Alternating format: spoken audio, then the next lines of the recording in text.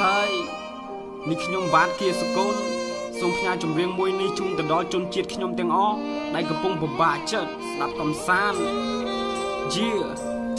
ខ្ញុំដាក់បេះដូងដោយក្តីស្រឡាញ់ជូនទៅជនរួមជាតិជាមួយសំឡេងដ៏វៃក្មេងនិងអត្តន័យដែលសុភាពកំដរជនរួមជាតិរាល់រាត្រីចូលសម្រានមុនចូលគេងស្ដាប់សំឡេងខ្ញុំទុកជាការកំសាន្តខ្ញុំអាយុ20កើតលើដីកម្ពុជាមានឆន្ទៈអ្នកសិល្បៈបំពេអារម្មណ៍អ្នករាល់គ្នាជូនដល់អ្នកហត់នឿយនឹងជីវិតលើលោកាខូចចិត្តនឹងព្រំលិខិតឬសោកស្ដាយនឹងព្រេងវាសនាសះយើងធ្លាប់កំសត់ភាពជូរចត់ស្គាល់អស់ហើយធ្លាប់សង្វេគធ្លាប់យំយេកហូរទឹកភ្នែកទៅលើខ្នើយរសជាតិនៃឆាកជីវិតមួយនេះទុកសោកជាសំពាយជាពិសេសអ្នកក្រីក្រដែលរស់នៅតំបន់ឯនាយមានអ្នកខ្លះក៏សុំទានអត់ឃ្លានគ្មានទីជម្រកជនពិការអនាថាគ្មានអាហារបរិភោគខ្ញុំឆ្ងល់ហេតុអ្វីសះមួយនេះកំសត់ម្លេះត្រូវតស៊ូដល់ពេលណាទៅជីវិតយើង the best អ្នកខ្សោយហូរទឹកភ្នែកអ្នកក្លាហានបិទទ្វារដេករឿងរ៉ាវអវិជ្ជមានគ្មានអ្នកណាហ៊ានវេកញែកគ្មានអ្នកហ៊ានបរិយាយខ្លាចជីវិត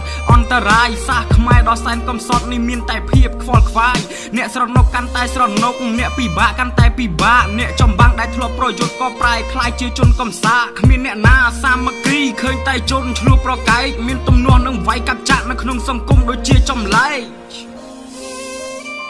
បំណាច់ដែលមានជីវិតរស់មកដល់សពថ្ងៃនេះ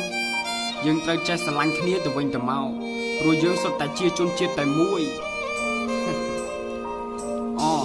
ពេលដែលគិតខ្ញុំសង្វេគបេះដូងសែនឈឺចាប់ក្រឡេកមើលអ្នកមួយចំនួនមានតែការកាប់សម្លាប់ច្រណែនឈ្នាននេះមិនសូវជាមានអ្នករួបរวมសបោតអ្នកដែលចង់គំនុំធ្វើអ្នកខ្លាំងរៀងខ្លួនហើយខ្ញុំតែងតែគិតសែនអាណិតដល់សាសកំសត់តើពេលណាភាពវេទនានេះវានឹងបានចប់មើលទៅអ្នកដែលក្រីក្ររងនៅភាពអត់ឃ្លានខ្វល់ខ្វាយនឹងជីវភាពពេលណាខ្លាយជាអ្នកមានជនជាតិកម្ពុជាយើងជាខ្មែររួមតែមួយគួរចាប់ដៃឲ្យសាមគ្គីអភិវឌ្ឍឲ្យលើកស្ទួយពួកយើងសាច់តែមួយសុទ្ធតែជាអ្នកពូកែកើតលើដីកម្ពុជាមានឈាមគឺជាខ្មែរស្រោចស្រង់ដល់កម្ពុជាឲ្យស្រស់ដូចជាសីតវិមានឲ្យជីវិតនេះសុខសប្បាយគ្មានអ្នកណាអាចបំពេញជីវិតដែលធ្លាប់អត់ឃ្លានដែលយើងធ្លាប់ជួបប្រទះសូមគុំបាក់ទឹកចិត្តនេះជូតទឹកភ្នែកយើងឲ្យជ្រះរឹងមាំនៅលើទឹកដីណែក្លាហានទាំងប្រុសទាំងស្រីមានបេះដូងបពាក់បរោះក្នុងចិត្តយុវជននិងយុវតីបដិញ្ញាឲ្យបដិសេធមិនយកពាក្យបរា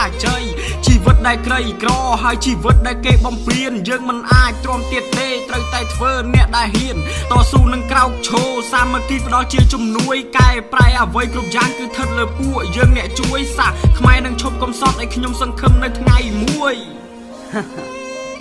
អ្វីដែលយើងជួបប្រទះនៅពេលនេះគឺសុទ្ធតែជាមេរៀននិងបទពិសោធន៍វាតម្រូវឲ្យយើងស្វែងយល់គ្រប់កលៈទេសៈគ្រប់ស្ថានភា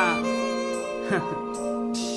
តថាគតនៃជីវិតត្រូវតែមានការផ្លាស់ប្ដូរត្រូវតែមានកាយវិការរស់រវើកដូចទឹកហូរវេលាកាន់តែខិតជីវិតនេះកាន់តែខើចកុំងប់ងល់នឹងការសំដែងដែលគេលេងឲ្យយើងសើចត្រូវរៀនពិចារណាអ្វីដែលថាជាការពិតកុំទុកចិត្តឆាកល្ខោនដែលគេសំដែងតែរឿងប្រឌិត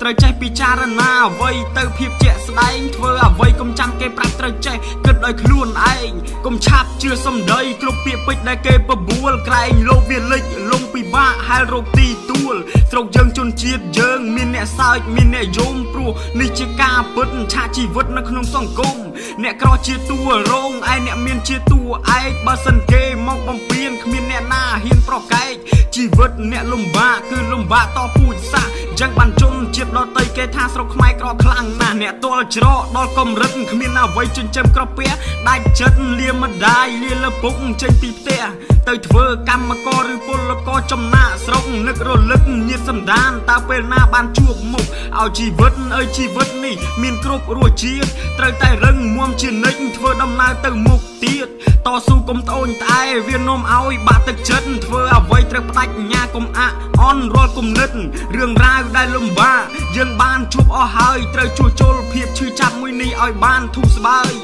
ត្រូវតែក្លាហានកុំភ័យខ្លាចរុញរាឈានជំហានដ៏រឹងមាំដើរទៅមុខត្រូវពុះពៀសាសកំសត់ពីខ្ញុំបាទគៀសកុលសូមផ្ញើសម្លេងនេះជូនទៅដល់ជនជាតិខ្ញុំទាំងអស់សូមកុំបាក់ទឹកចិត្តរាល់ការតស៊ូ